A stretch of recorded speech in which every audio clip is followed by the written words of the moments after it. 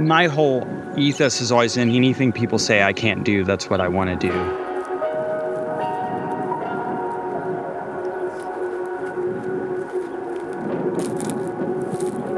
We lived out and kind of in the country in Amarillo. It's like the area of Texas like no one wants to talk about.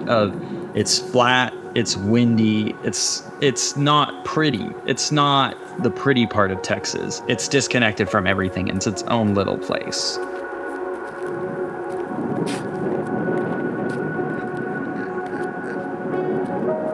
I always forget I can't do that.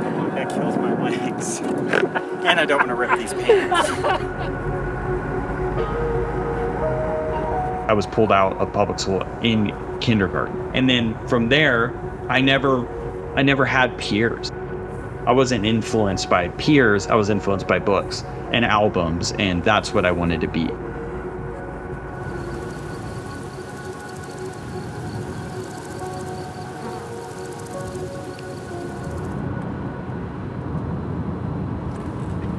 That's crazy. My dad owned an advertising agency, and my mom homeschooled us. My dad was also a preacher at a truck stop, and the church was in a converted 18-wheeler trailer. On Sundays, he would go over to a kid's house. It'd be a trailer house.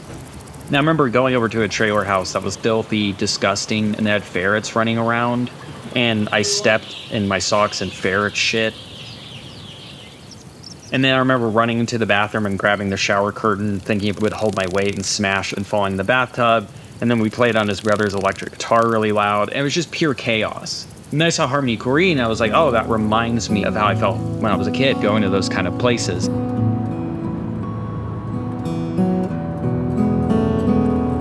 That's crazy.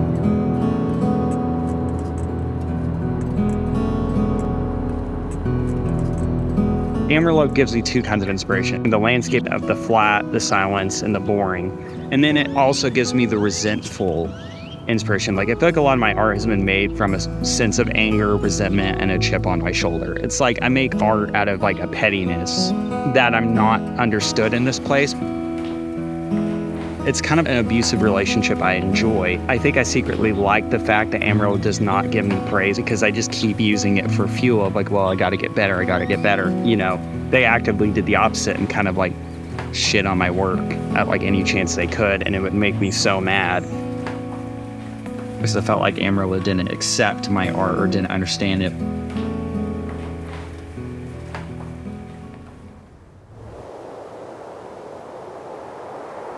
I learned to embrace where I was from and treat it as if I lived on Mars. I definitely think I like to poke a little bit. You know, I poke at people. Hayden, look at me.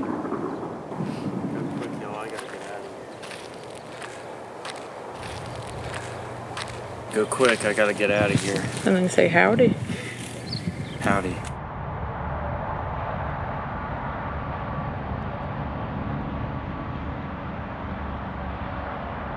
I was very much resentful of being homeschooled and the isolated life. And I think that caused some like anger and frustration. And then I made experimental music and like noise and like things like that.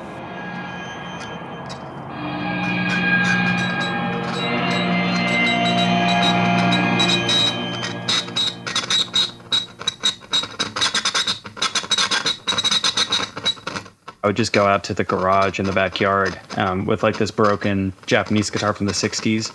And I'd run it through an amp and put screwdrivers under the strings and make a bunch of racket with it. And then I would run radios through the guitar, through the amp, and just make a bunch of noise for hours.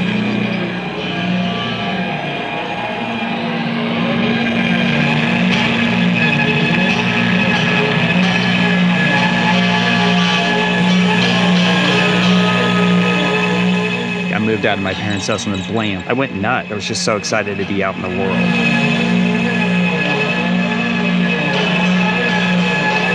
I finally was exposed to people and I was just bouncing off the walls. I think a lot of people thought I was this total like off the wall, kind of just bonkers, because I was just this very fast talking, jittery, weird, excited person.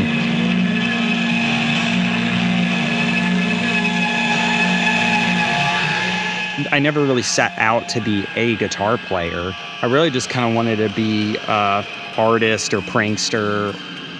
There's so many things I've done that a lot of people advise me not to do. I mean, running for city council, so many people told me it was going to be a bad idea. They said I was going to make a fool of myself.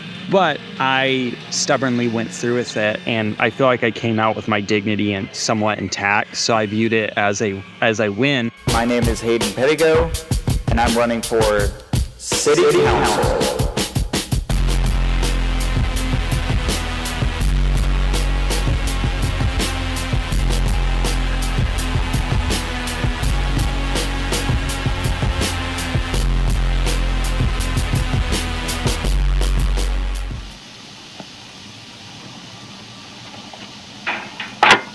My name is Hayden Pedigo. I'm running for City Council Place 2 in Amarillo, Texas. I believe that a lot of local small business owners out here are straight up getting bonked.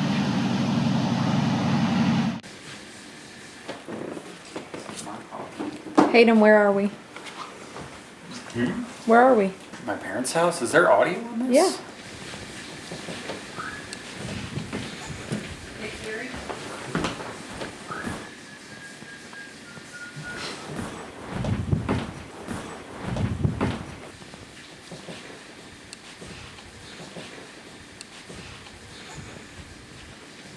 My mom had a CD of a guitar player named Leo Kottke that I found, and in the liner notes, this guy John Fahey was mentioned. So I looked him up, and I was immediately struck by his music because I'd never heard anything like it. It was very beautiful, brutal, melancholy, nostalgic, and there was no words in it, and it was very blunt. And it was like, boom, everything about my guitar playing changed.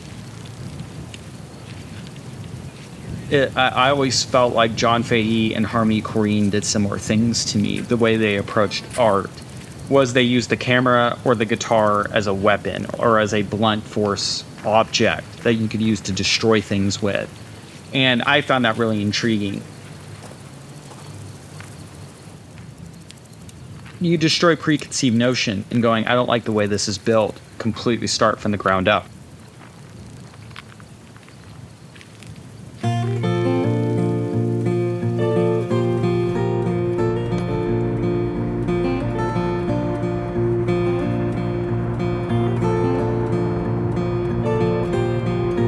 Once I discovered the internet, I feel like I was able to tap into an entire world that wasn't accessible at all in Amarillo. I felt like I could be as educated on music and art and anything as I wanted, and I didn't have a scene, but I did have this kind of make-believe scene on the internet. I remember reaching out to Charles Hayward, who's the drummer of a post-punk band called This Heat, and then I reached out to Fred Frith, who was like in a band called Henry Cow back then, and working with him.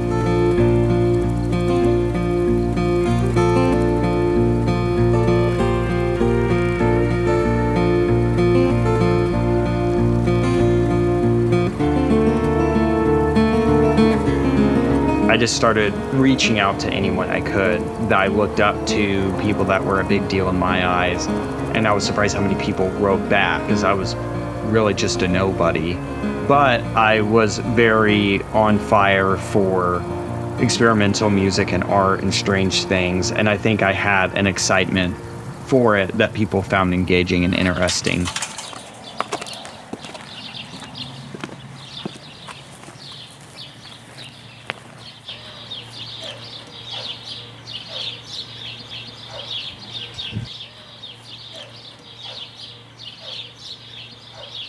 Hey, honey, Like this is it?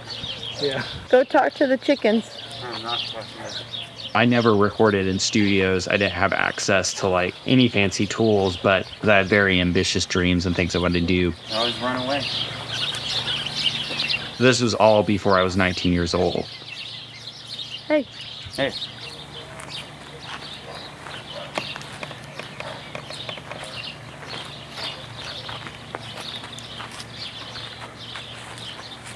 It's like there's not really a metric to anything. It's not like, oh, well, that person said no, so that person's definitely going to say no. It's ask whatever you want and see what happens. And as long as you're polite about it, no one's going to blow up on you for asking.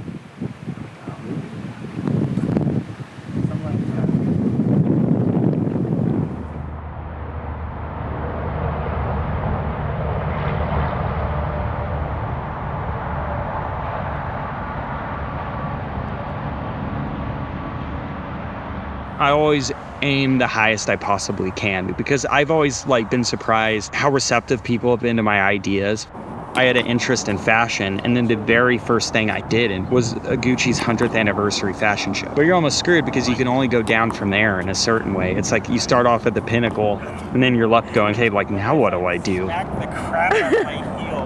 On my ankle. You kicked yourself?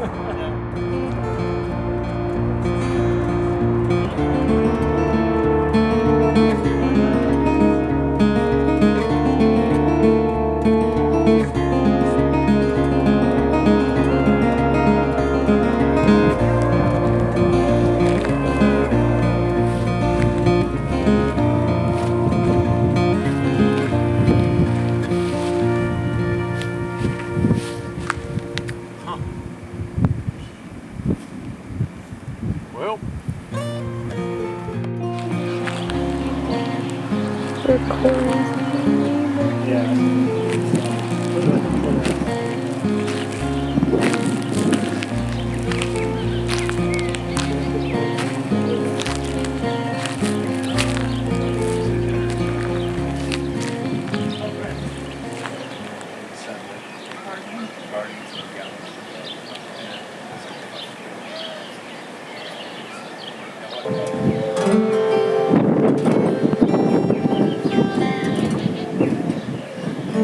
I kind of want to do the craziest things imaginable, I guess.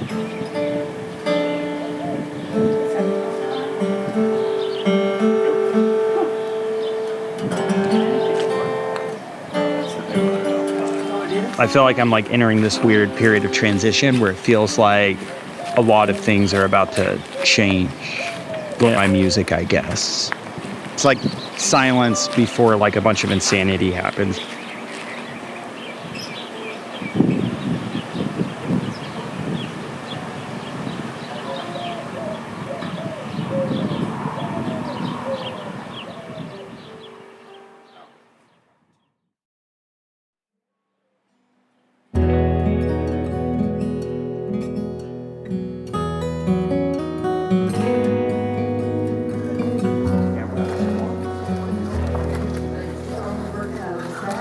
did you see this though? Yeah, it's very nice. It looks like that's like a Broadway playbill. That was so cool.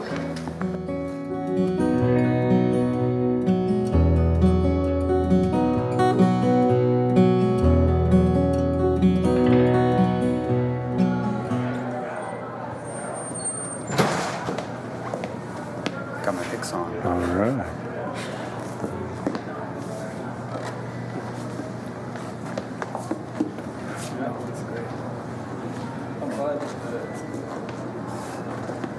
Okay, what time is it right now? 7:32. Yes. Okay. I love you. Love you too. Freak away.